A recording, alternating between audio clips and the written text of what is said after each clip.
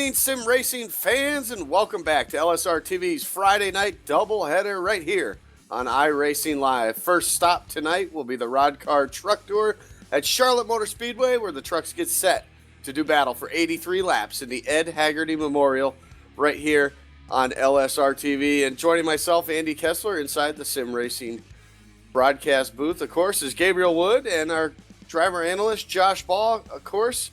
Can't forget our lovely producer, Cisco Scaramuza, bringing that picture to your screen. Gentlemen, welcome to Charlotte. When we come to Charlotte, this great mile-and-a-half speedway, especially at the nighttime, Gabe, this is one of those tracks where it comes with the service when you sign up for iRacing. And, of course, alongside, you got to get the trucks. But when you come to Charlotte, this is the one track that everybody has probably the most laps run out of any of the tracks on the service. And when you come with the trucks here, with the grip at the nighttime, it just puts on a fantastic show. A lot of side-by-side racing, a lot of grip, so you can see a lot of power with these guys. Some draft comes into play as well, too. It always puts on a great show, and tonight, 83 laps for these guys in the Roddcar Truck Tour. I'm pretty excited to be here. Yeah, Andy, the only racetrack I can really think about is Daytona that rivals a number of laps. Just, with the amount of racing that goes on here, it comes with a service, like you said. You get the street stocks, the Legends cars, even some late model hosted sessions, and then you get the NASCARs coming here. And onto the road course on the infield, guys run that too. And just the countless number of hosted sessions here at Charlotte with the street stocks on, those nights where you just didn't feel like official, and they were always there. So, everybody has their home track. For me, it's Atlanta. Cisco, it's Chicago, but Charlotte is really the home track for every NASCAR oval driver on iRacing. Yeah, and of course, in the real world, the NASCAR hub is the Charlotte Motor Speedway. And Josh, when you come here as a driver, the confidence as far as the ability to drive around this place is up there for everybody. A lot of times you see some of these drivers maybe try things that they're not, they wouldn't try anywhere else really, because they know this track. They know what this truck will do at this racetrack. They know the type of grip it has in it. And for everybody, it makes them all feel like, I guess, Superman, if you want to call it that. And we tend to see some trouble on the track because, guys will try to force the issue, like I said, where they normally wouldn't. But this place always lets for some good racing. But as a driver, what's the mindset here, obviously, when you come to a track with this much grip and that much confidence building up to try to get a win here? Well, just like you talked about with Daytona, most of these guys out here are going to be reaching speeds just that like Daytona. The trucks are going to hit 185 plus here on the back straightaway and the front straightaway throughout the rest of the night, and they do that same thing at Daytona, whereas if we're in the Cup cars, they go over 200 mile an hour at this place. The biggest difference here, Andy, is the transition into the banking is totally different. The banking's not as high. You got to stay high if you want to carry a lot of speed around this track. And coming out of four, it really sneaks up on you. That wall just comes out of nowhere, and we're going to see a lot of guys have issues off of four tonight. I also expect to see going into one, when you come over, there's a little bit of a bump going into turn one where there's a little tunnel.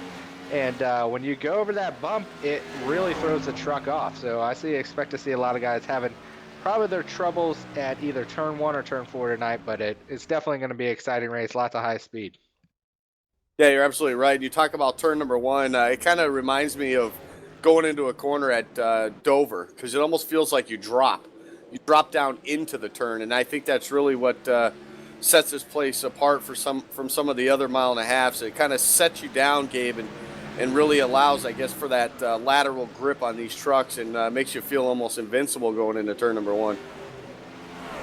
Yeah, the downforce on these trucks is a lot better than the Cup cars. Cup cars are just naturally loose. They just got a lot of oversteer. But, if you try to go full throttle in the Cup car here going into turn one, it's just going to automatically spin around. But, here at Charlotte with the trucks, you got a lot more downforce, and you can kind of throw it in there. I did a couple laps in the LSRTV truck, and you can kind of run like that. It's just, once we get the tires worn down, if we get on a restart and these guys, they don't have that tire wear, or they have that tire wear, it's going to be kind of a determining factor. How hard do they push going into turn one? Because, it could pay off for you, or you could just wreck the entire field as the leader. Yeah, you're absolutely right, and we'll keep an eye on that, of course, as the night goes on and as the laps start to tick by. But we're going to send it down trackside now for tonight's national anthem. Oh, say, can you see by the dawn's early light what so proudly we hailed at the twilight's last gleaming, whose broad stripes and bright stars through the perilous fight o'er the ramparts we watched were so gallantly streaming, and the rocket's red glare, the bombs bursting in air, gave proof through the night that our flag was still there. Oh, say does that star-spangled banner yet wave o'er the land of the free and the home of the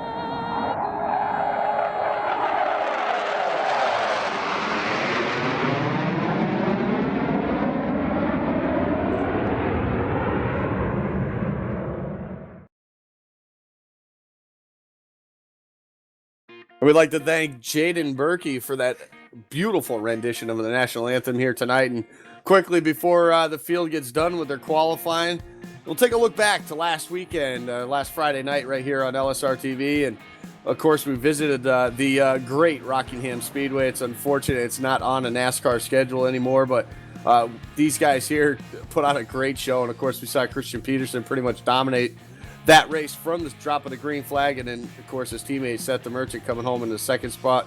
Mark Jorgensen Jr. had a fantastic run, something he's needed over the past year, or I should say season and a half.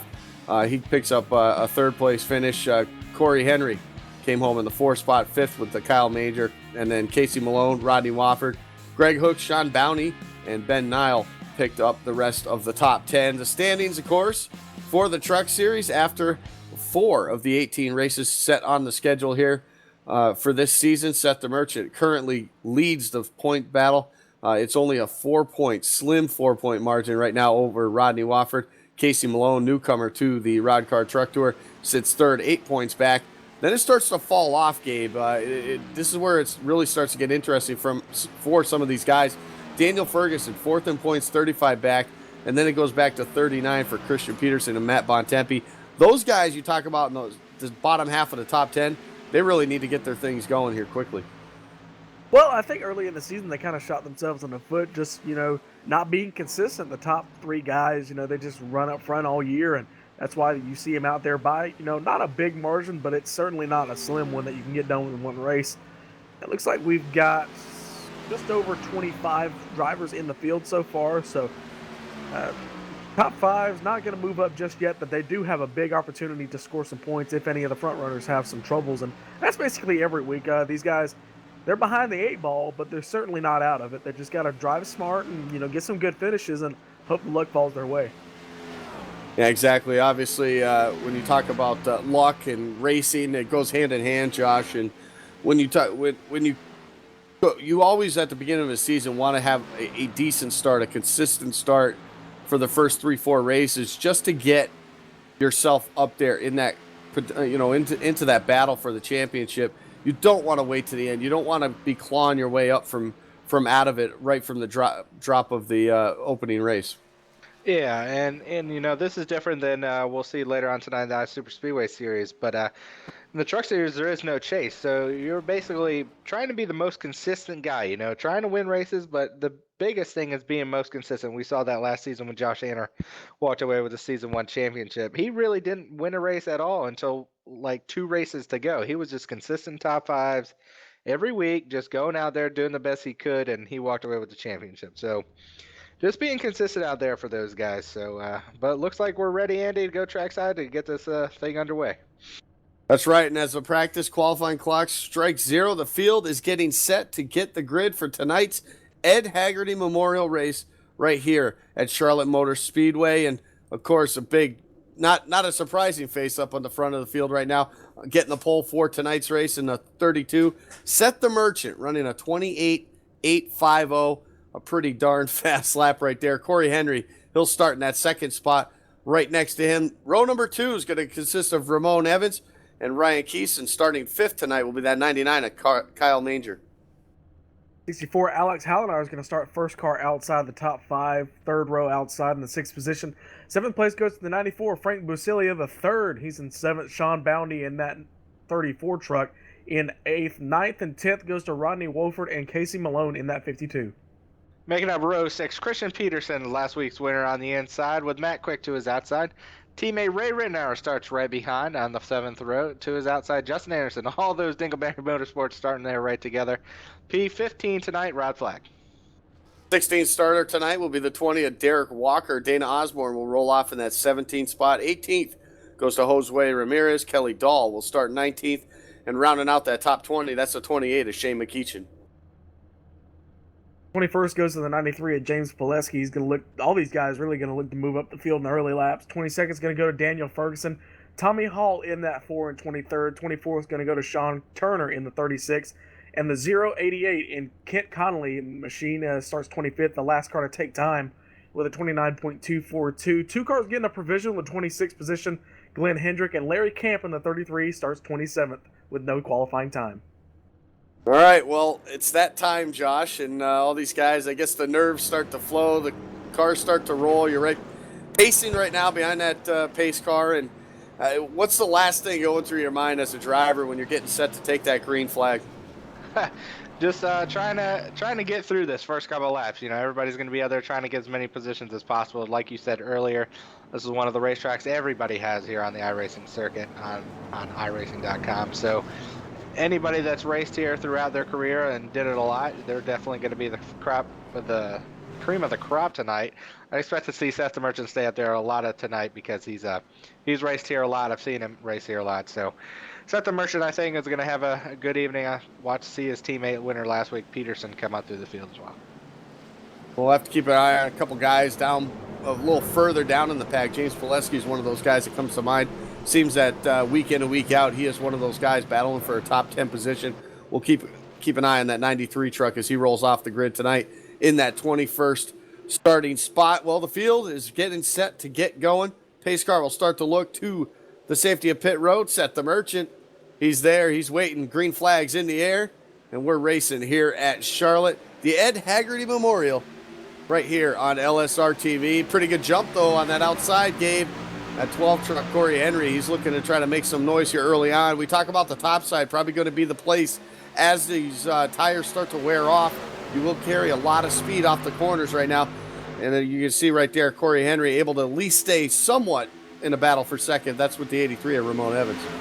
Yeah, I was going to say, speaking of carrying some speed, that 83 just powered it through wide open there on the initial start and goes to second. He's on the back bumper. The Merchant looks like he's going to pull to the inside. The Tri-Oval thinks better of it, and he's right on the back bumper. He's basically pushing him. See if he looks for the move in turn 1. Not going to happen. Meanwhile, side by side, the 12, Corey Henry and Kyle Manger in that 99. They're going to be side by side as they get it cleared up. 99 slides right in front. Big gaggle of cars. Looks like 94, 24, and the 99. Everybody, as the 12 moves to the inside, goes for the crossover on the back straightaway, goes in the 3. He's going to get that third position back as long as the momentum hangs with him. He does that, but the battle for the lead starts to heat up now as Ramon Evans looks to the inside of Seth the Merchant. It's nice to see that 83 truck getting real racy here in the early going. We talk about it with the fresh tires. These trucks at this racetrack can go pretty much 2 to 3 laps wide open around this place before those tires start to fall off on them. And once they do, they start to fall pretty quickly. That's when you'll see these guys start to move up the racetrack just a bit. Seth the Merchant doing a great job trying to hang on to that top spot right now. That's one of those tight corners we talked about earlier, Josh, on that high side off of turn number 4. Caution is on the speedway. Our first wreck of the night comes here pretty early right now off of turn number 4. It looks like Sean Turner in the 36 involved in that one there. We hopefully get a replay up to you quickly. It looks like the 96, and of course I go ahead and jinx the 93 here tonight before we even start, but It looks like he pushed up the racetrack just a bit. Heavy damage, rolls over a couple times down the front straightaway. Some heavy right side damage as well for Sean Turner in that 36 John Deere Chevrolet. And well, it didn't take long, guys. We got our first caution of the night here. It just product of some side-by-side racing out of turn 4. We talked about with the leaders just as they came through that turn 4 wall really sneaks up on you. But for James Pileski, it looked like just a little tight for him. He pushed up the racetrack. Yeah, what we're looking at there, Andy, is it just seems like he was trying to get off the gas, and that in Sean Turner trying to get possibly out of the way for James Pileski, and just wasn't able to get out of the way in time. The 93 drifted up and fortunately brought out that first caution tonight, but definitely got some good racing throughout the field so far. We've seen a lot of side-by-side, a lot of people going for the pass already. Should be interesting to see. Are people coming to pit road for those tires right now? Maybe a couple fakes. There we go. 99 first. Kyle Manger from 4th position. Frank Busiala, the 94, following him. That was in 5th. Couple cars stayed out, though. Let's see. We got Matt Quick that's going to stay out. Also, a couple others, Andy. And it looks like they're just going to try to take advantage of only 5 laps on those tires and get some track position. This is one of those tracks, Gabe. We talk about it pretty much every time we come here. This is one of the few tracks where a 2-tire stop on pit road or staying out on only 5-lap old tires like that will really not hurt you as much as if we were at, say, a Vegas or a Chicagoland Speedway. This is one of the more forgiving tracks as far as the tire wear is because it's such a smooth racetrack. Yeah, the repapes here had really done a favor with the Charlotte Motor Speedway, especially the tires. Just a lot more grip, and one of the big factors, it's at night, more grip. And I hate to say it, we don't usually get that long green flag runs here because it's a very tight racetrack compared to the other racetrack. People say Atlanta is a sister track here. It's more like a Texas. Charlotte, it's kind of a unique 1.5 mile cookie cutter racetrack because it's just so thin in the corners. You've only got room for about 2 cars safely as, these guys just start racing side by side, and it's bound to happen. So green flag runs, that's really where you're gonna see where you see these guys, their choices on their tires, kind of come into play. Yeah, and one reason why we tend to not, I mean, we've seen them in the past, seen some long green flag races here, but sometimes, or I would say the majority of the reason why we don't see them a lot here at Charlotte, the main reason, in my opinion, would be is just the fact that the draft and how fast these guys can run.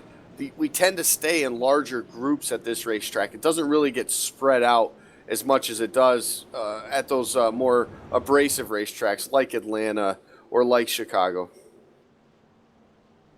Yeah, and a lot of these guys, like I said earlier, are carrying a lot of speed, 185 miles an hour, and that's not even in the draft. So, the grip's going to go away quick, though. A lot of the guys that are carrying that much speed on the bottom are going to have a little bit harder time if they try to stay down there. The outside is actually the preferred group once everybody starts to get going here. So, should be interesting, Andy. We're only on lap 7, but I'm anxious to see how those 2 tires and 4 tires go for those guys in the back. See if they come up through the field or not. But as the pace car gets the duck off, set to go green again. And Seth the Merchant going to lead us back to the green flag for the second time here tonight. First restart of the night. And he's going to get a pretty good jump right there at the bottom side, stacking up quite a bit there. Looks like Corey Henry, or maybe the 64 of Alex Hallner, had a rough start right there. It stacks up that bottom side currently. And there's a lot of different strategies up here in this top 10 right now. We got guys that decided to stay out. We have a few that came down pit road, but they took some right side tires only. And then, of course, you got the 4-tire guys like the 99 of Kyle Manger, who restarted in that 8th spot right now, has already fallen back to 11th after that shaky restart on that bottom side. Seth the Merchant, though, he's going to lead the field right now back into turn number 1. Only about a half a truck length. You got that 12 of Corey Henry. He was able to get around Ramon Evans for that 2nd spot.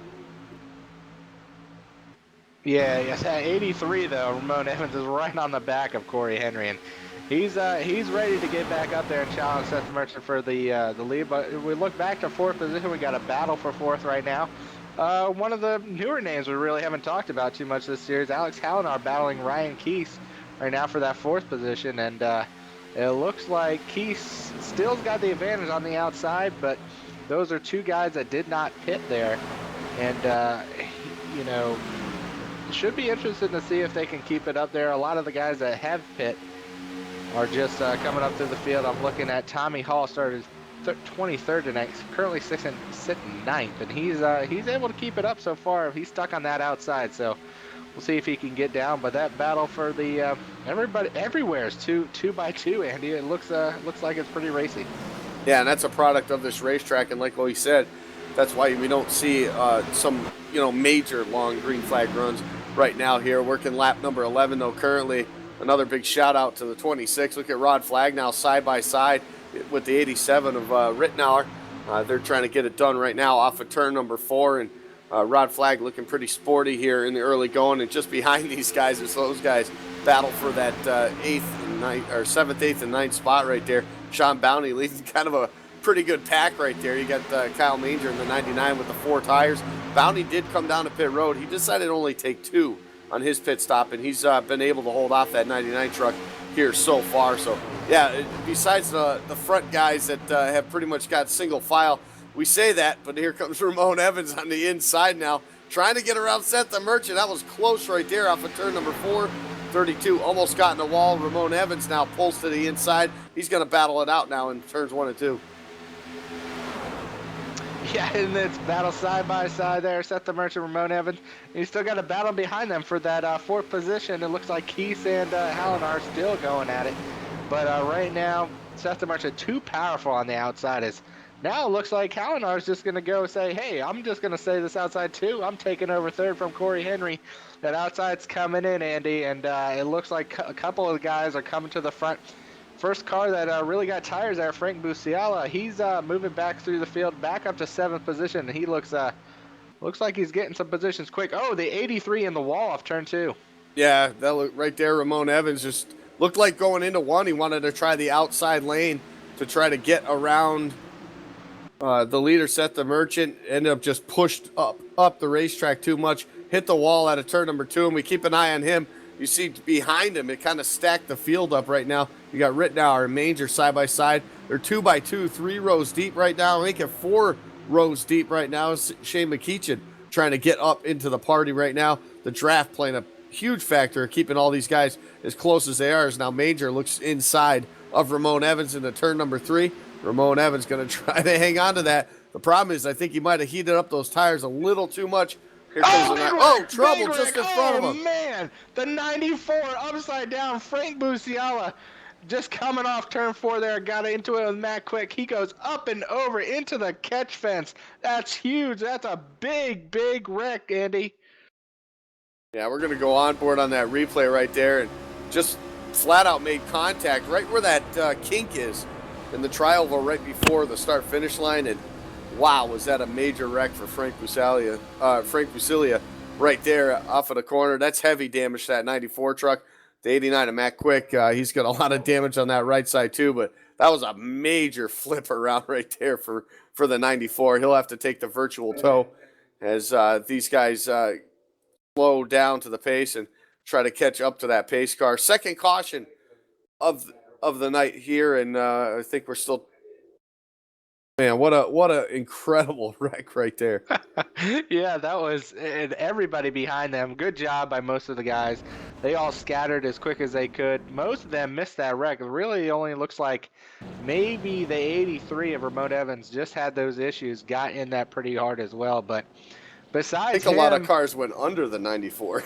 Yeah, they did. He clearly hit the catch fence and then ended up landing in the infield grass. So most of those guys went under him, and a lot of them in the grass, but most of them missed all that damage. So good driving out there by all those guys, and luckily we'll still have a couple trucks to race us out. Yeah, for the time being, as we're sitting on our second caution, pit road's open. The leader, Seth the Merchant, he's going to lead everybody down pit road, get into their box. I imagine 4 tires and fuel for him. Corey Henry a little short in his box there. He has to pull up a little bit. That'll cost him a couple of positions once they head back out. Looks like the 21 of Hedrick decided 2 tires. Shane McKeechan with 2 tires as well. And here goes Shane DeMerchant, or Seth DeMerchant finally makes his way off pit road after 4 tires and fuel. We're going to take a break of our own because we apparently need it. You're watching the Roddcar Truck Tour, the Ed Haggerty Memorial, right here on LSRTV, the voice of sim racing.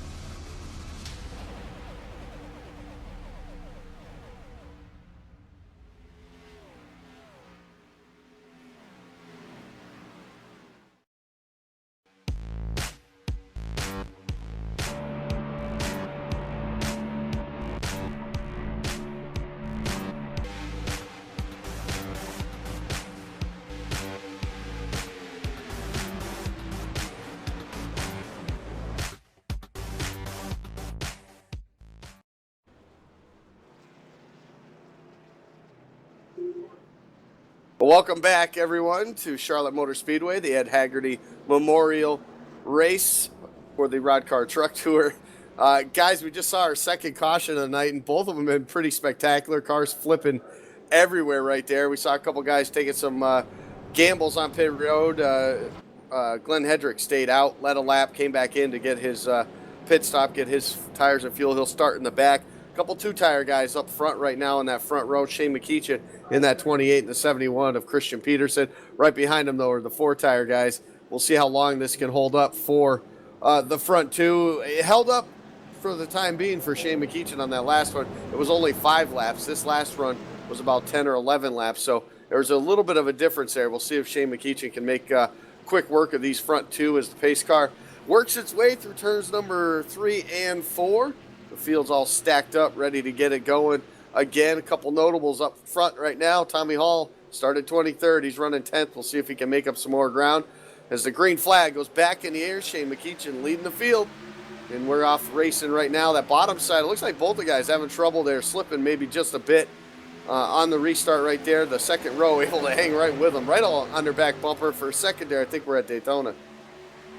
Yeah, right on the back bumper, the 2 guys, they're ready to get back up front. So we've set the Merchant into 3rd for the time being, and he's not going to want to stay there for very long with the no tires guys right in front of him. So look for any kind of aggressive move that he can make. Look at him riding that apron right there on that white line.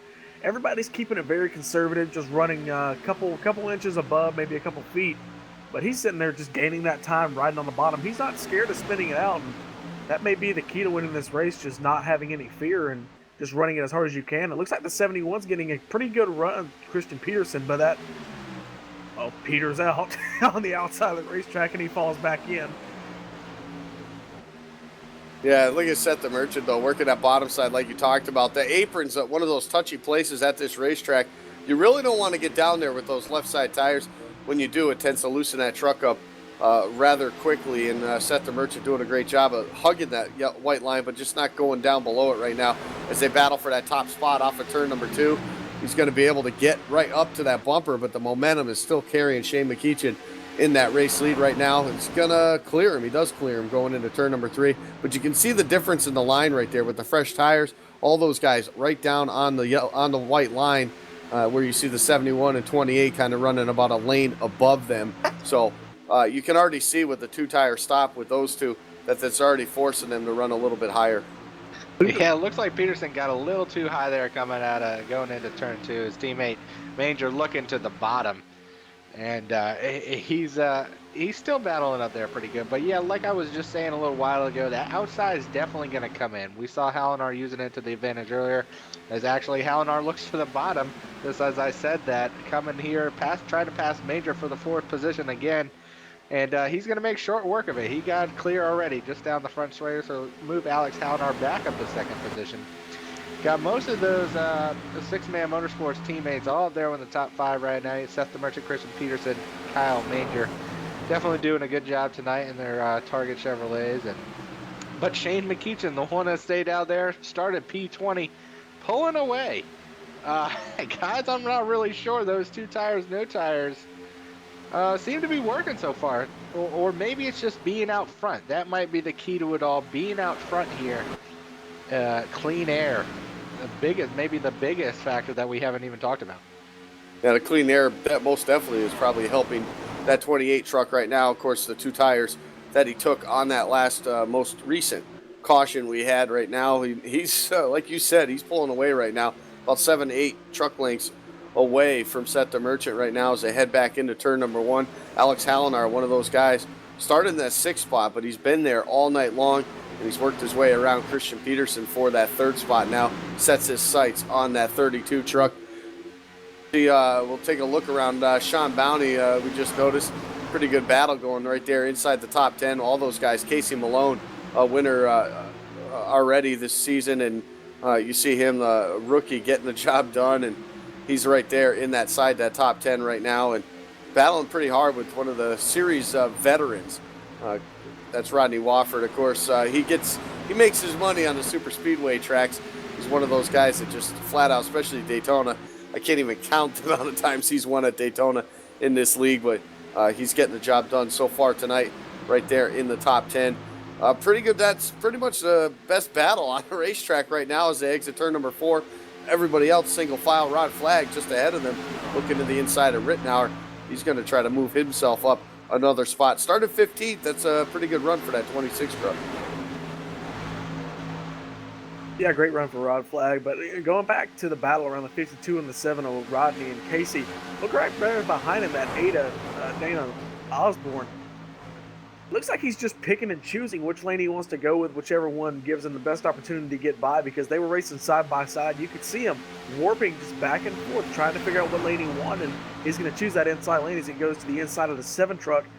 That momentum should carry that set on the outside for a little bit, as like Ray Rittenauer on the outside losing some momentum, and he's side by side with the 2 of Casey Malone, so he's sliding back into the 9th position, sliding backwards from the restart, but he started 13th, so still an improvement so far.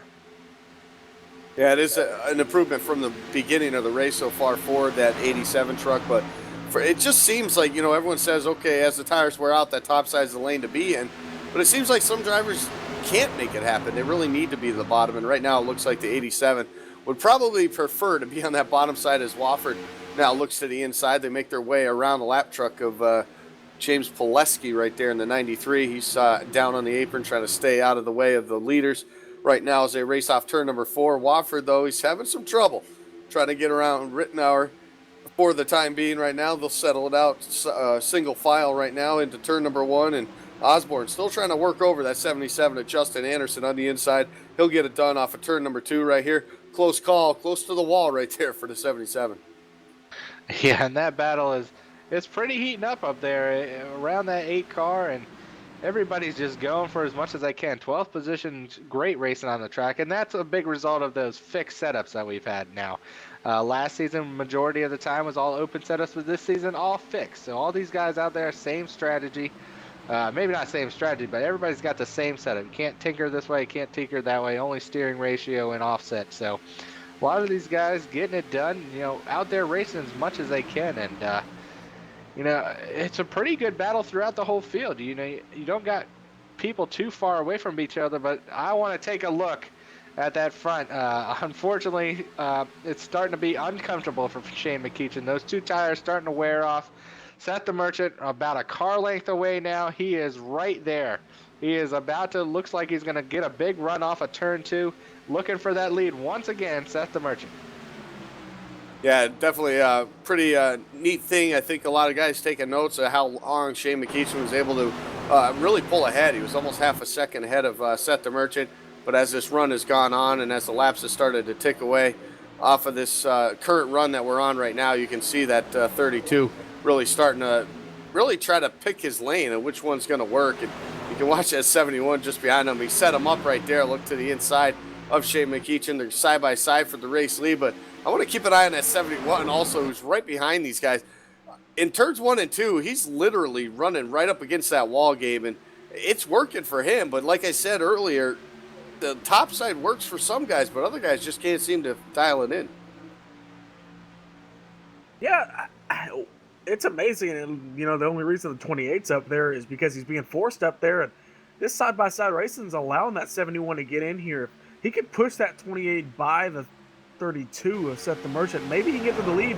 Looks like he's doing it because the 71's working that outside lane. Momentum's not going to carry him so far. That 32's going to go for it again, but he's going to push up off the corner. Looks like here comes the 64, Alex Hallinar. 4 cars under a blanket. Looks like about to be 5 as 99 of Cal Manger comes in here into the battle. And 28 of Shane McEachin. He's got to be loving this because he's getting to keep that lead, but it's not going to hang on for much longer as 32 puts the bumper to the 28. Yeah, putting the bumper right there killed his momentum, though. He's going to have to stay behind him right now. They battle side by side just behind him for that 3rd spot. Alex Hallinar, he's been trying to get around that 71 truck for the last 5 or 10 laps now. Hasn't worked thus far. Here comes Shane McEachin on the outside, trying to keep that spot. Looks like Seth the Merchant's going to edge him out as they head into turn number 1. He's going to get him clear now. Here comes the 64, trying to do the same. He's got three trucks on the high side there, trying to make that high side work. They're going to get the momentum off of turn number 2, and that's exactly where that top side will have the advantage there, is that momentum. And right now, Shane McEachin going to be able to hang on to that 2nd spot, but that 71's looking real tough on that outside. The problem with, though, is as these guys have been battling side by side, look just a little bit behind them. You got Rod Flagg, you got Manger, you got the 4 of Tommy Hall, you got Sean Bounty. All these guys have just come all of a sudden into the picture. They were all strung out, single file, and now with the side-by-side racing, they're all looking together. Rod Flagg almost looked to go 3 wide there for a second. Thought wiser of it as Seth the Merchant continues to pull away from these guys. Yeah, we just saw a couple laps ago. We're talking about Shane McEachin being within over a half a second in front of these guys. No cars in between them. Now we got almost 8 cars sitting within a half a second of each other between Shane McEachin sitting 2nd place right now and Rodney Wofford running in the 10th position, all right here in the trucks within a half a second of each other. And these guys are fighting as hard as they can. You see Manger pushing that 71 like a tandem down the backstretch, something you see at Daytona and Talladega. But that outside is unfortunately having some issues because Shane McEachin's only on 2 tires. Alex Hallinar not getting it done on the bottom. And it's really holding up that 71.99. And Rod Flagg is just cemented himself right into the picture, looking like going for 3rd and 4th right now, looking to the inside, maybe taking it 3 wide, but 71 still pushing that 28 down the backstretch. It looks like that 71 of Peterson, if he wants to get to the lead as a 34 Sean Bounty, almost gets into the back of Kyle Manger, but if he wants to get to that 2nd spot, he's going to have to, move the 28 out of the way and put him to the outside lane because, yeah, he's still fast. Yeah, he still deserves to be up there, but at what point does it really become annoying? Just, you get a good run and then he just stalls out on the exit of the corner just because the tires are not holding up. He's got a great setup underneath him, of what he's got. And he's just kind of holding station, really. He's not gaining, he's not losing. And that just shows the kind of car he really has if he can get 4 tires under. As the 99 pushes up into the 34, that's going to check up the outside lane. The 7 and the 52 get involved. And that's going to clear. It looks like Alex Hallinar gets clear, so move him into the 2nd position for real for the first time. Yeah, and you look at the race lead now as these guys have been battling so hard right there for these positions. 1 second now the race lead as Rod Flagg looks to take that 2nd spot. But having that slower car on that top side is really shaking things up and really allowed these guys to catch back up to each other. But it puts these drivers in a situation where they get impatient. You talked about it being annoying, but they tend to get impatient. That's when you see guys try different things or maybe not run their line. Then they push up like we saw the 99 do into the 34 of Sean Bounty. They're starting to string out now, single file here as they race off of turn number 2. Shane McKeechin still continuing to fall. Lost about 4 or 5 spots there over the last couple of laps just since Hallinar was able to clear him right there. They're going to now get single file off turn number 4, but you see that 28 still struggling off of these corners right there. Sean Bounty looking almost to go 3 wide. Yeah, and you're looking at 3 wide action going to turn 1. They backed off caution on the speedway just as we hit the halfway point. And we got some incident around the track here trying to find it. We'll get you a replay up here in a second. But this is going to be the 3rd caution of the night. And it looks to involve the 20 of Derek Walker. Unfortunately, might spell an end for his night. Is coming around the track there. Actually, I don't know what exactly happened. He looks like he went down, tried to get on pit road, and then the caution came out. So we're going to pull a replay up and try to figure out exactly what happened with him. But yeah, it was kind of a weird thing right there. Almost like he was way off of pace though. He was only doing about 170 miles an hour down the straightaway. So obviously something wrong with that 20 machine, but something happened with one of these guys back there. Yeah, I actually found it, Andy. We're the 12. Just messing up. The 12 of Corey Henry got into the wall coming out of turn 4 and spun through the inside grass, and we just assumed it was Derek Walker because he slowed down, but actually 12 is going to bring out our 3rd caution tonight. Didn't really get too much damage, but Derek Walker actually got lucky there, just avoided pit road, and was able to stay out and get some needed positions here as everybody heads down pit road for the 3rd time tonight. Leader's going to head down pit road, of course, led by Seth the Merchant, who took over that race lead just about 10 laps ago over the 28 of Shane McKeechin. McKeechin, with those 2 tires, he was able to hang on to about the 7th spot, it looked like, when they came down pit road. So I would imagine 4 tires for that machine this time by. It looks like the 32, Hedrick just going to roll through the pits again like he did the last time. He'll probably come down after he leads another lap. 4 tires, though, it looks like, for the whole field, and the 32 is going to lead everybody off pit road. Pretty good stop there for the 64 of Alex Hallinar. He's going to maintain that 2nd spot. Good spot for him. Looks like the 32 of the Merchant killed that cone, so rest in peace, our orange buddy. The orange cone on Twitter is going to have a problem with that, the green cone. Yeah, somebody needs to start that Twitter, the iRacing green cone, but looks like Seth the Merchant comes off pit road, and Alex Hallinar is going to keep that 2nd position. Andy, we're past halfway. It's about time we do our midway race break. Yeah, we'll have to let the field get cycled through here before we get done with that, because of course iRacing scoring is pretty horrible, and they only do it every time they hit the start-finish line. So we always have to wait a couple laps. But yeah, we've reached that halfway point of the race. I'm gonna insult everybody here, so because we don't have green white checkers yet, but we have guys on pit road that make dance Let's go moves. through the field, Andy. Let's go through. Let's go through our iRacing mid-race break right now. Glenn Hedrick, of course, has not come down pit road yet. He's going to lead a lap. Set the Merchants in that 2nd spot. Alex Hallinar runs 3rd. 4th goes to Christian Peterson. Rod Flagg sits 5th. 6th goes to Kyle Manger. Tommy Hall is in that 7th spot. 8th is Shane McKeechin. 9th is Sean Bounty, and Rodney Wofford rounds out the top 10. 11th is going to go to the 52 of Casey Malone. Ryan Keese in the 24 and 12th started 4th, so sliding back for him. Opposite story, 22nd starting position, Daniel Ferguson in the 25 up to 13th. 14th, Justin Anderson. 088 of Kent Conley. 25th, your last starter that took a time, so he's up from 25th into 15th. Derek Walker in the 20, the 16th position. 17th goes to Larry Camp. No qualifying time for him. He was the last starter. 18th goes to Ray Rittenauer. Kelly Dahl in the 19th position, and Dana Osborne rounds out your top 20. Couple of guys just got a little bit of wave around there. Jose Ramirez had a little connection issues earlier, says 21st. 22nd, Corey Henry. 23rd, Sean Turner. He is going to be the last one on the lead lap. James Fleske sitting in the pitch out for this moment, 24, 16 laps down. Ramon Evans, Matt Quick, and Frank Busiello, all 32 laps down, done for the night. So that ends our mid-race report there, Andy. You got it together back up there? I know you're having a little trouble there right before that, but yes, this has been our iRacing midway race break. For more information on the wide variety of racing possibilities on the web, visit iRacing.com and sign up today. Sure, Andy, go ahead and tell them to sign up after you insult them. The more the merrier, then they can feel the agony. No, I'm only kidding. Must be a full moon tonight, but everybody's getting lined up, double filed, ready to get back to action here. It's been pretty much a Seth the Merchant show most of the night here. Obviously, some pitch strategy on that last go-around gave Shane McKeechin that race lead.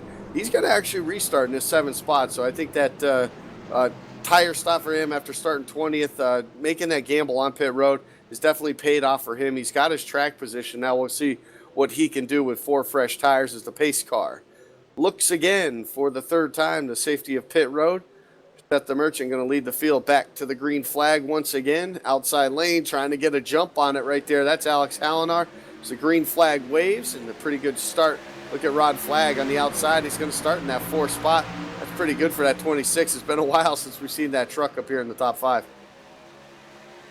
71 with the big push. Chris Peterson pushing Seth the Merchant into the lead.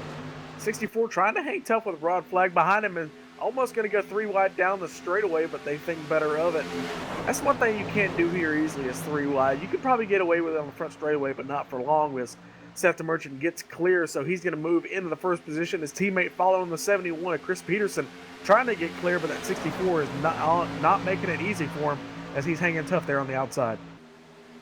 Yeah, you got 3 teammates right there on the bottom side, of course, with Seth the Merchant, Christian Peterson, and Kyle Manger, newcomer to the series here this season right now. He's going to fall now into a battle of his own with the 26 of Rod Flagg as they looks to the inside now. That's the battle for that 4th spot as they work their way off of turn number 4. Shane McKeechin sitting right behind him there in 6th spot. He's made up 1 now since the drop of the green flag. Look to see him move up just a little bit more. Rod Flagg going to take that 4th position away from Kyle Manger, move him now up another spot. He's going to set his sights now on Christian Peterson. Peterson looking to the inside, though, on Alex Hallinar. Hallinar got that spot away from him on the top side. We'll see if he can do it again when they get to 3. Yeah, we got a couple good battles side by side here throughout the field. We got Tommy Hall back there. It looks like Ryan Keese and that 7 of Rodney Wofford side by side because currently for the 7th position. But that 71 is trying to get around Hallinar for that 2nd spot. But I just think, Andy, that outside is going to prevail. Hallinar has been doing really good up there this evening on that outside. And he's actually closing in on DeMerchant, pushing DeMerchant down the backstretch now. Backs off a little.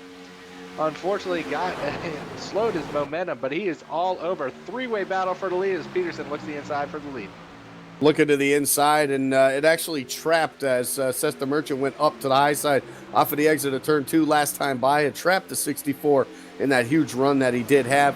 That's going to drop him back to that 3rd spot. He looks to the high side once again as Seth the Merchant leads him off of turn number 2. Christian Peterson finally gets around him. He gets himself into that 2nd spot. Now we'll see if he can work that high side like he had been doing all race long right now. Just behind these guys, Shane McKeechin still trying to move his way up through the field. He's in a pretty good battle right now off turn number 4 with that 24 machine. They almost made some contact right there. Awfully close off of turn number 4. Yeah, that trioval gets really, really tight. That's what I was saying. You can do 3 wide there, but not for long. It's, it just kind of tenses up. You can't hold it down there right there on the bottom. If you're running that inside lane, you just can't do it. And it tightens up and back up front. Chris Peterson looking for the lead as he's running that inside lane. Will the momentum carry him? Looks like that momentum's going to carry the 32 Seth the Merchant. His teammate, he's going to lead the lap this time by, and that's dragging the entire top 5. And looks like the 6th place car also, the 99 and the 24 is dragging all these guys. As 71's got the lead exiting 2. When's that momentum going to come in? Here comes the 32 on the outside as they go into 3. It's a pretty good battle right there, but like we saw that last run, when these leaders are battling like this, the rest of the field starts to close in, and they close in a hurry. A little bit of contact right there off of turn number 4 between the teammates, and they're going to battle it up. Looks like some more stuff going on just behind these guys. 3 wide action. Let's kick back to that. That's going to shake itself out right there. Casey Malone was on the inside. They had Shane McKeechin to the middle as Rodney Wofford tried to run the high side. They settled out back side by side now. We go back up to that race lead. It hasn't changed much now as they exit turn number 4. Still side by side to 32. Set the Merchant trying to keep it on. I'm just surprised that these guys as teammates are going to run this hard for the race lead. I'm sure they're having a blast at it, but you got to keep in mind it's going to bring these other guys back up into the mix, and that could cause some trouble. Yeah, and that 64 isn't all done yet. I'm sure he used up a little bit of tires there on that restart, trying to get around the 32 as best he could. But right now, those top 6 are kind of pulling away a little bit from that second package. It's really jumbled up. The 52, the 7 of Rodney Wofford they're just all within a hornet's nest back there. They're just they're trying to get as much as they can. You got about 10 cars within 2/10 of each other and side by side everywhere, but the front pack is pretty much, it's settled down a little bit. Currently we got everybody single filed out. Yeah, back to the 5th and 6th position. Keith and Manger. Keith actually just goes under that 99 of Kyle Manger, takes over the 5th position from him. But it's kind of single filing out up front, Andy. But still Trump, talking about a 7.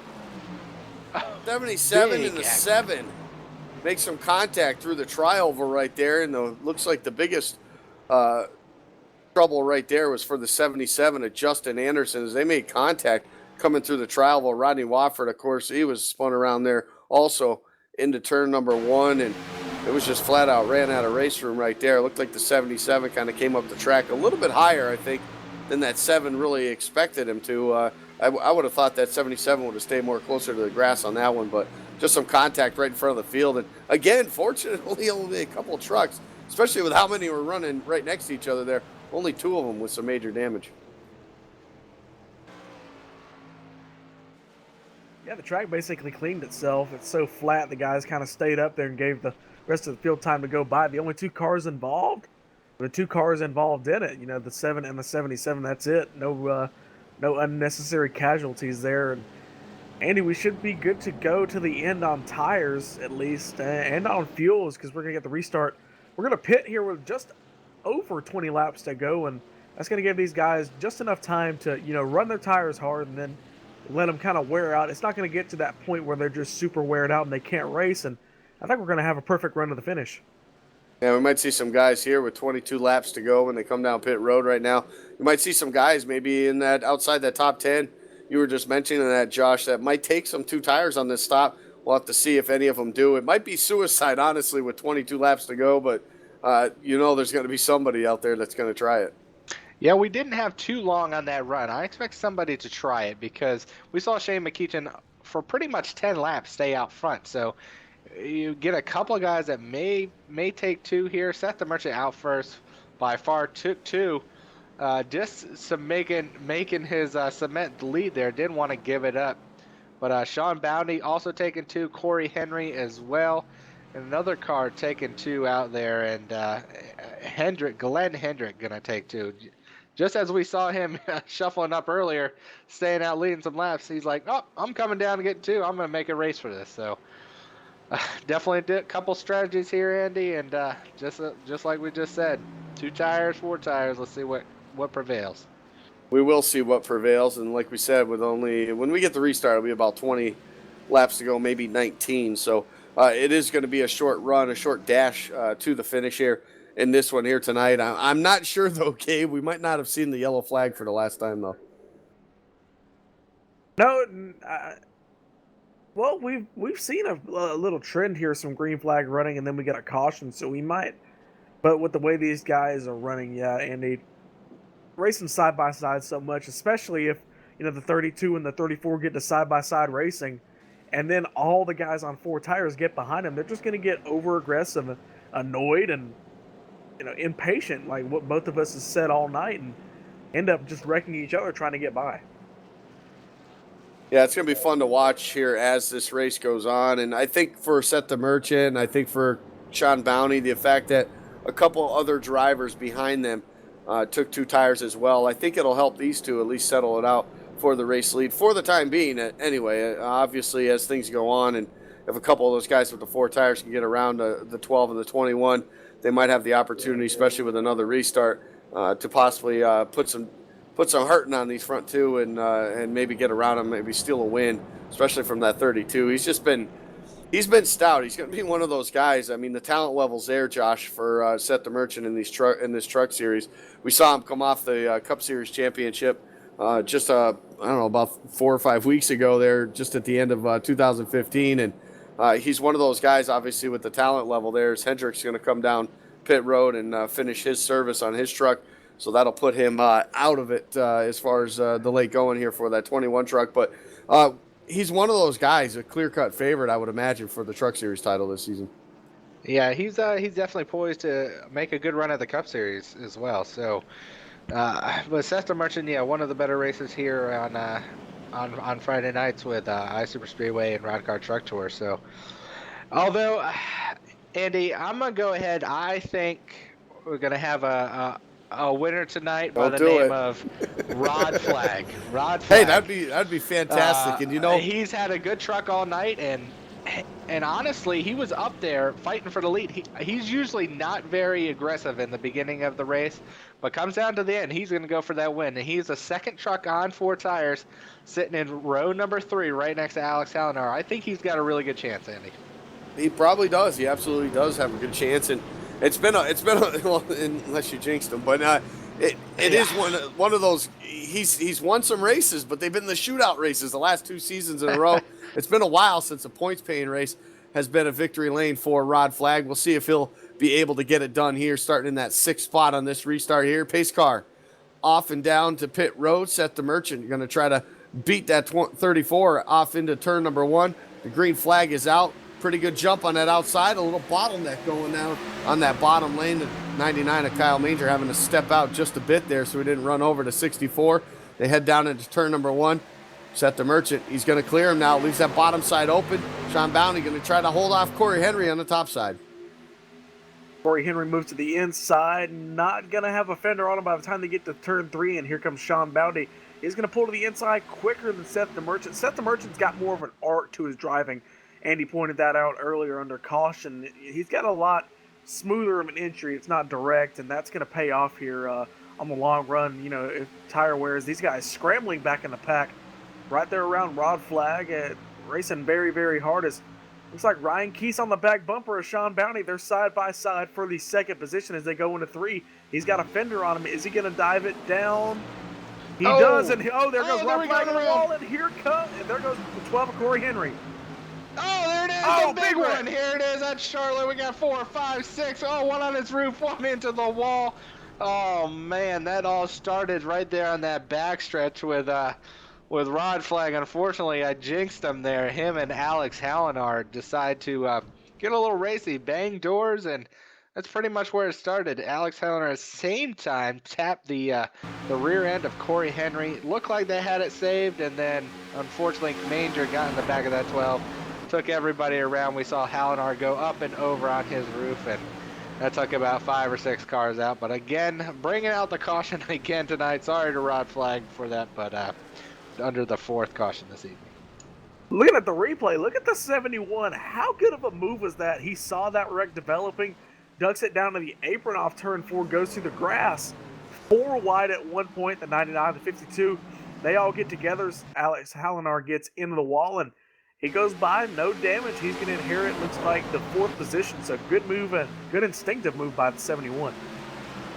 Yeah, no doubt about it for Christian Peterson. One of those guys, just like Seth the Merchant, trying to get the job done right there, and did a great job. And even though Rod Flag touched the wall there in turn number 3, he didn't get too much damage off of that. And when everything started happening right in front of him, he snuck right through that there. So pretty cool for Rod Flag to make it way through there. He decided to come down pit road, though, to get that damage repaired and get himself 4 fresh tires to get back out there. He will, of course, start a little further back in the field. Probably not the opportunity he's going to need to get the race win here tonight, as the leaders did stay out that time around. I think at this point it's just too many or not enough laps, I would say, for these leaders to take that chance and to come down pit road. So we saw the top 4, 5, 6 guys at least stay out under this caution flag here, and I think we're setting ourselves up for another good restart. The problem is, though, again, as laps tick off, about 15 to go here,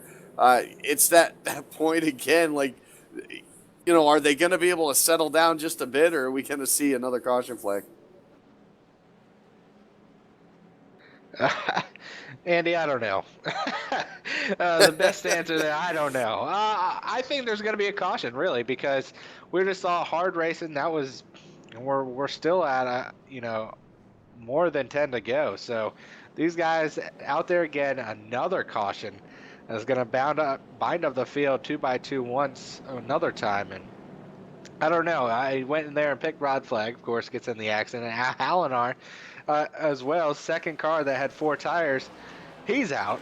And you got the top 4 guys still, the ones that came down and got 2 tires there. You first look back to the 8 of Dana Osborne that's got the 4 fresh tires off of that last restart. So really those 2 tires didn't really hurt those guys too much at the beginning of that one, but that long run really not going to be there anymore. It's going to be a short run to the finish. It's just to see, you know, if those 4 tires really can pay off or not. So it's going to be hard to pass the 32, Andy. It's going to be hard to pass. Most definitely it's going to be hard to pass that, the Merchant. Doesn't matter what track, what car we're in, that 32 is going to be strong, especially this late in the going when there is a trophy on the line for these guys here in the Ed Haggerty Memorial Race. And a pretty cool deal right there. We've had that for the last couple seasons right there, of course, honoring one of our very own drivers in this series, Jared Haggerty, and his grandfather who passed away just last year. So a pretty cool race, and unfortunately not able to see him here tonight, but we know our thoughts and prayers obviously still with that family. It's a tough thing even after a year when you lose a family member like that, but a great way to remember him, because I remember Jared saying, Josh, that this was his grandfather's favorite track. Yeah, and Jared actually lives down there in North Carolina. He lives in Morehead City.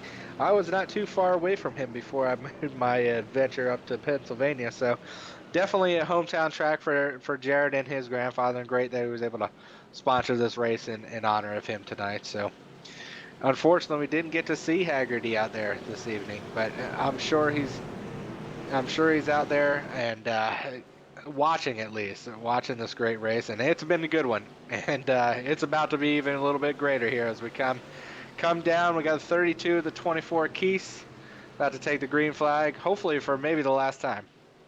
14 laps to go as they cross the start finish line. The green flag will wave once again here at Charlotte Motor Speedway.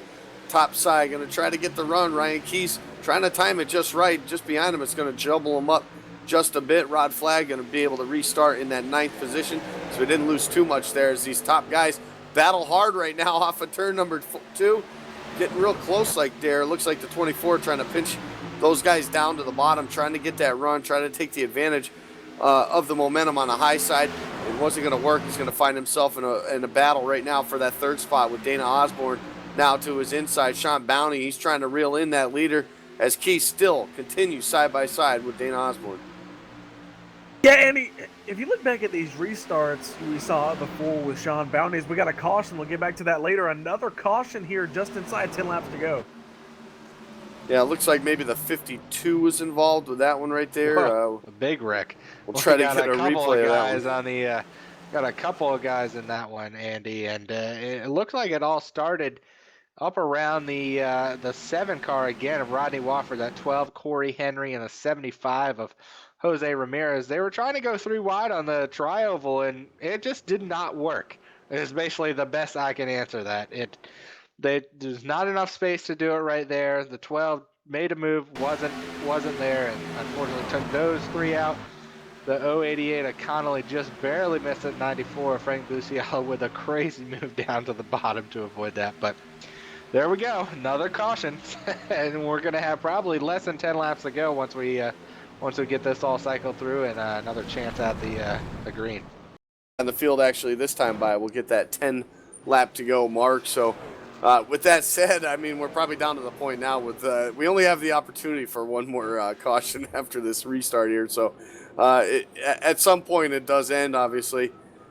So we won't get into the green-white checker portion of my rant this week anyway. So you guys got to be careful what you say. You get me going here. But we get to 10 laps to go right now, and that was a tough break right there. I really think the 12 just trying with the 4 tires. We had a fast truck all night being up in the top 10, and I think he was just trying to force the issue, trying to get as many spots back as he possibly could. And there was no gap there for him at all. He just really tried to force it in there. And at that kink of the dog leg where he did try it, that's probably the worst spot. Try to force it 3 wide because just the natural flow of the cars and how they come out of that kink and move up the racetrack, there was just absolutely no way that was even going to remotely work right there. But I guess you give him an A for effort right now. Andy, if you keep ranting, we're going to have to go to start broadcasting Commercial? R Factor Dirt. I was going to say we could just have Cisco just hit the commercial button and then... Well, the biggest thing, Andy, is where's Evan? Well, he's not here to police me. Usually he's here to police my rants, and so we can blame Evan. Yeah, let's all blame Evan. It's Evan's fault, everybody. Yeah. Everybody trend that on Twitter, hashtag blame Evan. Blame Evan for everything. Well, guys, of course, the leaders didn't go down pit road again. Track position means that much at this point in the race, and we'll see this time. Bounty, he tried everything he could that last restart to get around Seth the Merchant, but he just didn't quite have enough, and I really don't think he does. I think he's going to be trying to hold off that 24 truck because those two have swapped positions over the last 2 restarts here, so it seems that guy starting on the outside just hasn't been able to at least hold that second spot once they get going. So the 8, Dana Osborne, making the move, though. He got around Christian Peterson there to move him up into that 4 spot. The only good part for that is Christian Peterson will be able to start on that bottom side, which seems to be the line that's going here at least on the first part of these runs. Yeah, and the biggest issue is Dana Osborne out there in that super red truck. I mean, I'm sure his insurance is a lot higher here at the racetrack because that thing is bright. And at least if you are up there in the front seat, Seth the Merchant or Sean Bowdy, at least you could see that 8 truck. So hopefully we won't have any issues up front here with the last couple of laps to go. We'll probably be with about either 6 to 7 laps to go, Andy. It's definitely going to be a dash to the finish. Probably our last caution we will see on the night unless somehow it comes out here before we even complete a lap. But hopefully that does not happen. We get a good dash for the finish. We're sitting good on time tonight. We're just about 3 minutes shy of an hour, so still got plenty of time to go. A lot of these guys, though, ready for this race. They're trying to going to try to get their first win of the season. A lot of those guys up there have not even ever won a Roddcar Truck Tour Series. So Seth the Merchant, one of the only ones that taste that. Sean Boundy, he was able to taste iSuper Speedway, which you'll see later on here tonight. One of his first victories a couple weeks ago. But Ryan Keese, Dana Osborne, Tommy Hall, Kelly Dahl haven't ever tasted victory. So I'm sure they're going to be gunning as hard as they can, especially here at Charlotte, one of the more renowned tracks.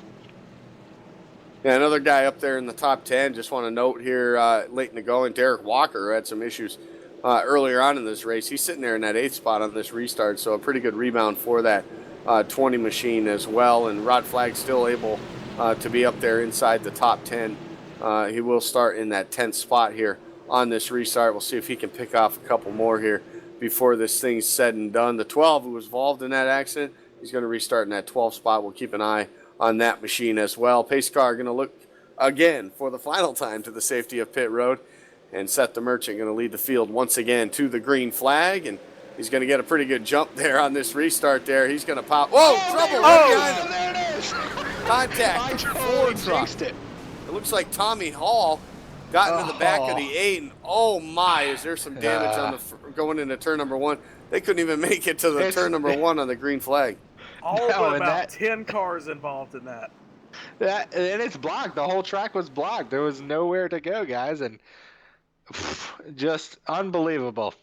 Unbelievable. I really, can't- you know what I really think, guys, looking at the replay there, we'll get it up on your screen as well, that 8 truck, I think he might have missed a shift right there because it looked like just as they went across the start-finish line, that truck went backwards almost. And I really think he maybe missed a shift, and that 4, Tommy Hall, got right into the back of him, sent him down the racetrack into Ryan Keese. And, of course, Christian Peterson was there as well.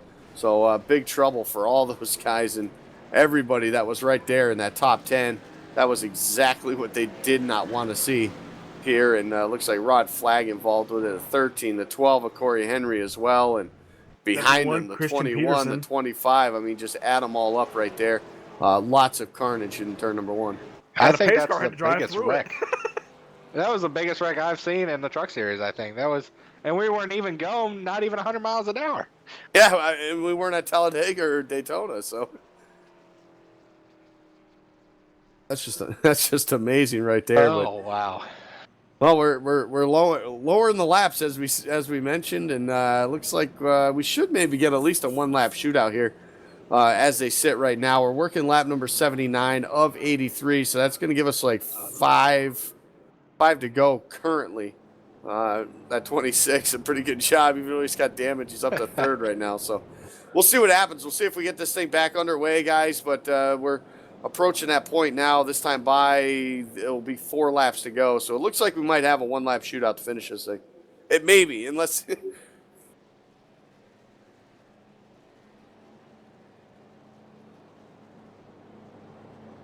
Yeah, the threshold is about 5 laps to go, Andy, unless, nobody on the lead lap pits. I believe that's the rule. Then it goes to 4, but with the amount of cars, yeah, that's not going to be a possibility. So 5, and yeah, if the math checks out, that should put us at 1-lap shootout, and that's going to be a disadvantage for Sean Bounty because every single car that started on that outside lane cannot get the run going. Oh, the only reason is the inside pole sitter, he has the momentum, and he's able to pin that car to the floor, the throttle, and he just drives it through like a super speedway. And the only way that outside lane works is whenever you have to let off. So Sean Bounty's at a disadvantage for the restart, and I don't see him pulling off Ford and smoking car Tommy Hall in the middle of the pack. Yeah, he's actually sitting 3rd on the racetrack right now, and I think he might think that it's not going to get back green flag racing because I have a feeling as soon as that green flag drops and he hammers that throttle, I have a feeling that Ford truck's going to blow up. So we'll see what happens. Harvick, right? Yeah. Yeah, it's going to be, unfortunately, that 4 is just like we've seen in real life there with, not Tony Stewart, Kevin Harvick at Talladega, or a couple weeks ago we saw Mark Jorgensen with the same issues start the race and restart and have major issues. So I guess he's pretty much trying to stay out there, which you are allowed to stay out. If it's the end of the race, you're allowed to keep your position in the 3rd spot. But if we're going to get another green flag, he's going to be mandated to go down pit road. So here he comes down pit road, unfortunately giving up his spot, as we were probably going to see the 2 to go here. And there's not really, I think it's going to come down to the 34-32. Not to jinx anybody, I picked Rod Flagg. He's still my pick, but a lot of the field would want you to jinx the 32. Jinx the 32, but you look at the 5, 6, 7, 8, 9, 10 cars I see trucks all damaged behind that 32, 34. So unless something miraculous happens, the 32 misses a shift, or the 34 accidentally spins tires and spins down into them, I think it's really going to be down to those 2. Yeah, you're most definitely right about that, I would imagine, right here. Unless they make some sort of contact, slow each other up, you might see that 26 able to sneak by there. But a 1-lap shootout, obviously anything can happen right there. We'll have to see. It should, this time the lights should go out on the pace car, as we have on the board right now. 3 laps to go. It'll be 2 when they come by. So if the lights go out, we're going to have ourselves a dandy of a 1-lap shootout. And obviously any wreck that happens behind, once they take that green flag, it's a race to the checker. So there is no other caution that will be displayed here this evening. So it's going to be pretty, I've seen some funny races end that way too, where you'll have the leaders make some contact on the back straightaway, and you'll have a guy that's like the 4 Tommy Hall that's smoking that kind of just trickles his way down to victory lane. So we'll see what happens. Obviously, on this restart, we'll see that 21 there, Glenn Hedrick from 26th. He's going to restart in that 6th spot, so pretty cool for him. Hopefully, he can keep that thing in the top 10 for the end of this one. The field doubling up, go guys. This is it's going to be pretty interesting. I really think the 32's got this, but we'll see what happens. Obviously, anything can happen. Yep, barring a holy miracle, your winner's going to come from that front row, and Rod Flag is hoping to get one in case something like that happens. But it's whoever wins this race, whether it be the front row or anybody really, it's going to judge on the restart. Those few feet between the pace car pulling off and the start-finish line, that's going to decide it. Between spinning tires and missing shifts, that's going to determine your winner. Just any kind of hiccup, and the person who did it cleanly is just going to rock it off. Absolutely, and we'll see what happens here. If I'm the 24, I think I might gamble and try to maybe get going before the 32 does, and hopefully race control doesn't see it. Pace car going to head to the safety of pit road for the final time here tonight. Set the Merchant gets ready to get this one-lap shootout underway. Green flag is in the air. That is a real good start on the outside by Sean Bounty. I timed it just right there. Look at Rod Flag now in that 3rd spot. He's trying to get it done as they all race behind them. Sean Bounty not going to be able to hold that spot, it looks like, off of turn number 2. Set the Merchant. He's going to lead him now. He's going to stay to the bottom, though. He's going to give that top side to that 34 truck. He's got a little bit of a run, able to keep a fender on him, at least for now, as they go into turn number 3. Set the Merchant going to get that spot, though, as they exit turn number 4. And Set the Merchant in that 32 truck will win the Ed Haggerty Memorial here at Charlotte. Yeah, what a great race we had here tonight. Lots of action, lots of excitement. Come down to a green checkered. No green-white checkered here on iRacing. As Andy was pointing out earlier, we don't even have that yet. But anyway. Multiple times. Well, they threw the green and the white at the same time. Yeah, that does not count. That does not Look at count. Seth the Merchant. He's celebrating. Look at him drifting through the corners. Yeah, that 32 is celebrating as much as he can up there. And there goes the fender. A little bit of contact with the inside wall, but great overall run tonight. Seth the Merchant definitely a class of the field. Really, only one time he was challenged by that 28 with 2 tires. So, unfortunately, Shane McEachin fell to 15, 3 laps down. But Seth the Merchant, once again, the class of your field tonight, takes home the victory. And that he does. He takes home the victory. We're going to step aside, though, and come back. We'll talk to our top 3 finishers here tonight in the Ed Haggerty Memorial at Charlotte Motor Speedway, and we'll do that in just a moment. You're watching the Roddcar Truck Tour right here on LSRTV, the voice of sim racing.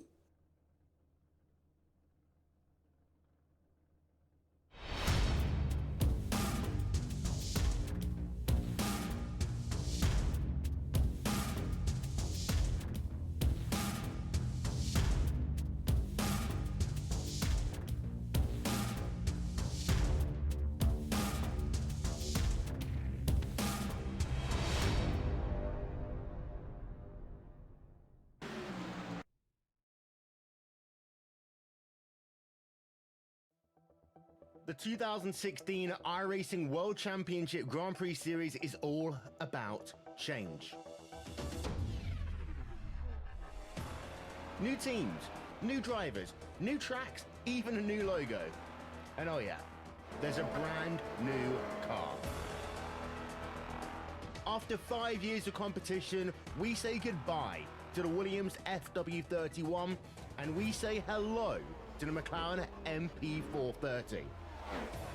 But this isn't just a brand new car, it's a whole new ballgame. And with it, we bring new excitement, new strategies, new technology. For example, energy recovery and drag reduction systems. There's a new way of thinking about racing, and for all the drivers participating, it's back to the drawing board, wiping the slate clean in the ever-consuming pursuit of perfection. One little slip-up, one wrong move on track, one poor strategy call, and it's over. That's the difference between coming up short and becoming champion, and being $10,000 richer to boot. So yeah, change is in the air, but we're going to start getting answers on the 27th of February as the 7th year of iRacing World Championship competition kicks off. and you won't miss a thing, with every single race live on iRacing Live, coverage brought to you by Racebot TV. So join us fortnightly from 1:30 p.m. GMT.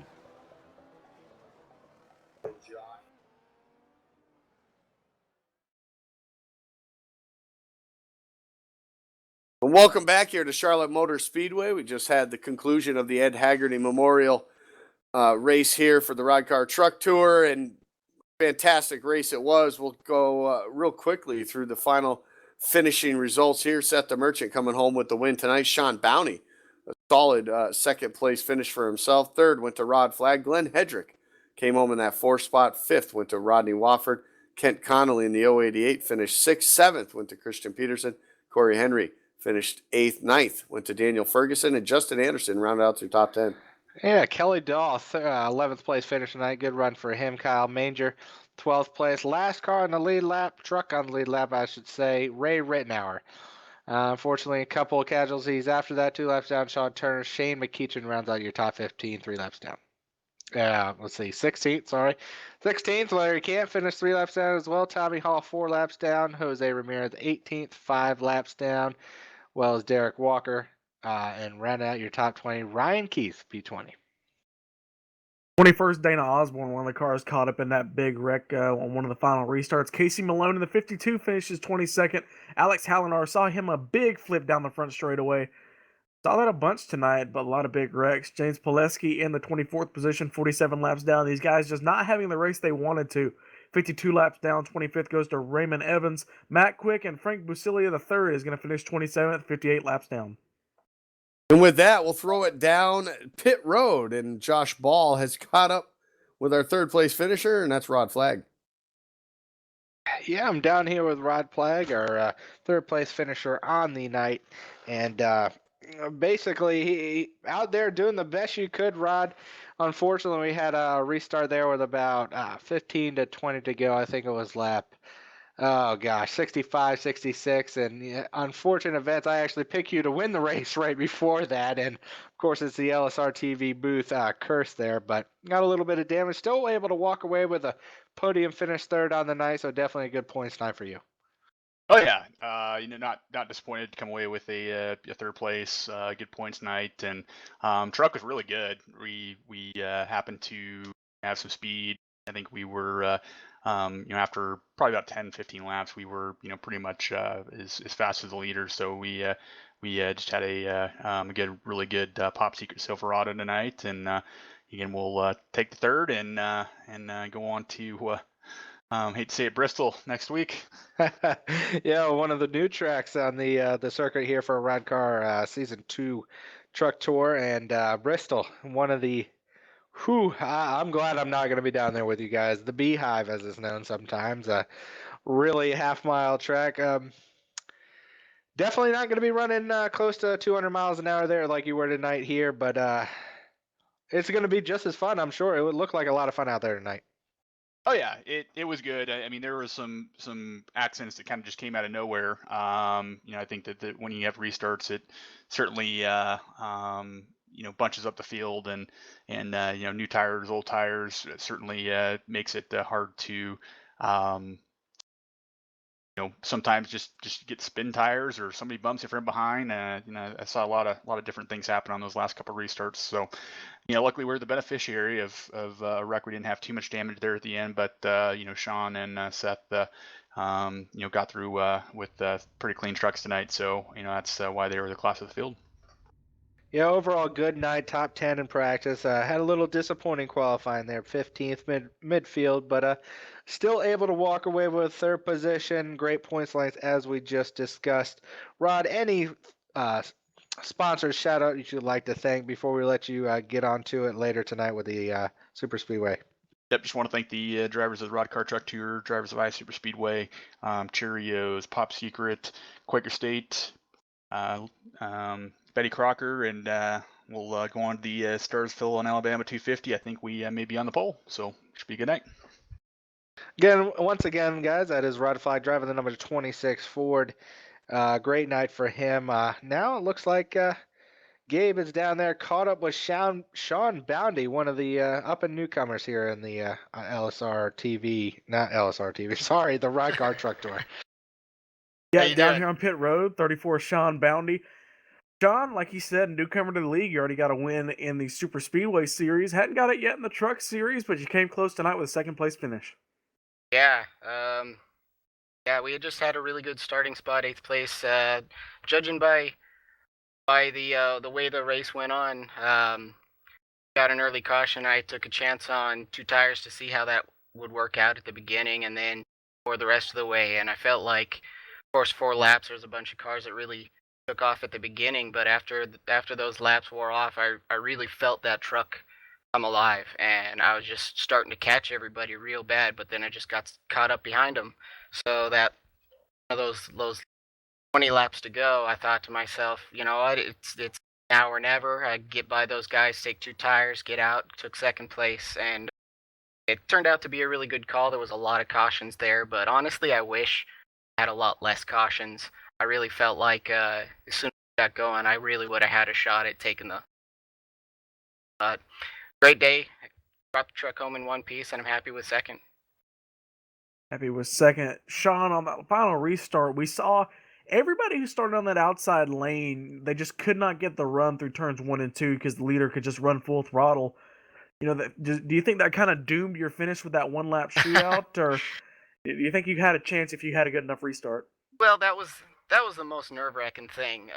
Started second when I took the 2 tires. I knew that outside lane took a while to get going, and I saw the 24 truck come on with those 4 tires, and he was about ready to pass me, and he did when that caution came out. And I thought, yes, we'll get a restart. I'll start third on the inside. I'll push him up there, and we'll take an early advantage, restarting on the inside. And we did that, and I was happy. And another caution came out, and I was like, I think, I'm screwed. Yeah, I really, I was surprised that I actually hung on that very last restart with 1 to go as long as I did, and even had a shot. I was sure another car would come in and take the inside lane, and I just end up with 3rd or 4th somewhere along the line. How it worked out. Sean, you got a great top 5 finish tonight. Who gets it done on that 34 truck? Well, just, thank my crew. They know who they are. Bart as my primary sponsor everywhere I go. Got to thank them for really great sponsorship. Everybody around the world, and they've been a really big influence on sure I do my best for them. So I want to thank you guys in the production booth and everybody that's involved in broadcasting this race, and definitely the series, Roddcar Truck Tour series. Really fun, really competitive series, and I'm happy to be part of it. Well, Sean, go ahead and let you go. Talk to our winner tonight. Qualifying results being released, so going to go ahead and let you go to Talladega and jump in that cup car. Hopefully, he can get you a win tonight. Yep, thank you. All right, Andy, I believe you caught up with our winner, Seth the Merchant. I have. I'm down here in Victory Lane. A little wet. I'll have to survive that as far as getting ready to get set on our doubleheader here tonight in just a moment. But first, Seth the Merchant, congratulations. Win number 2 in the season.